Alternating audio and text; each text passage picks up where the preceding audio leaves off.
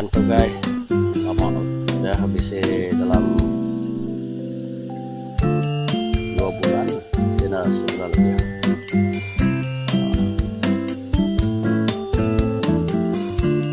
Nanti air itu tongkang habis lagi, kita buka ya. Pemain anaknya anak ikan terlihat merah ya. Kita beda air guys. Saya udah lari masuk ke dalam dia, pemain airnya lagi dalam dia mesra. Lagi kita sama budak-budak penyampau anak ikannya. Dia tuh kita udah bisa mudah anak ikannya guys.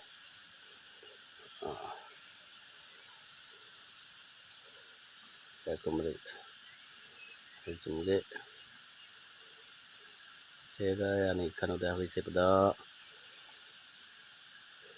udah bisa anak ikan ya guys.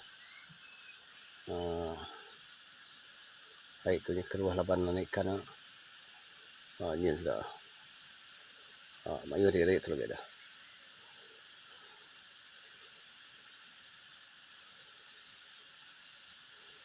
Di dalam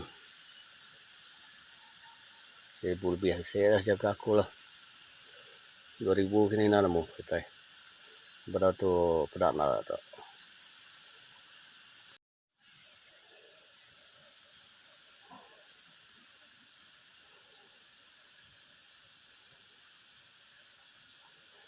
ya guys, anak ikan guys, anak ikan tilapia merahku.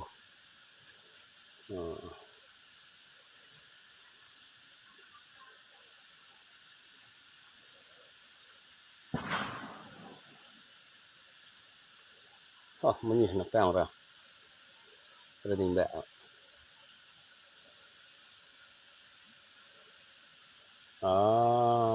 Tuh ya kita udah bisa benda-benda sudah ya.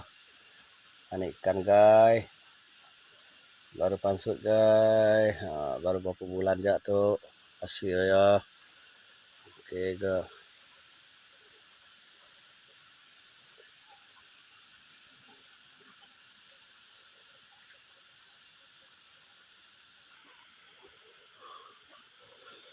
Hey guys, itu masih semua anak ikan sudah tulis saya seperti itu.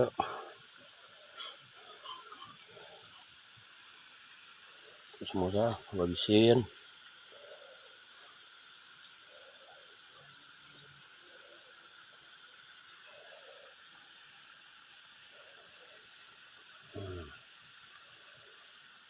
Anak ikan tilapia aku semuanya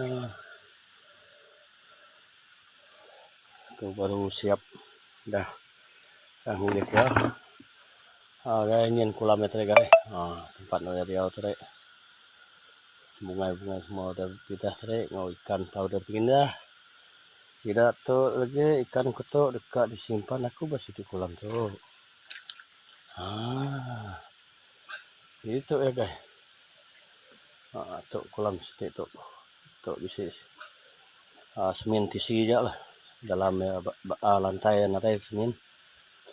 Itu kung kaya lagi tukang muda ya berapa pemainnya ya. Guys, aku udah ngelepas ke anak ikan tilapia merahku. Aku lihat di bantai kutu tadi. Bak kolam toa.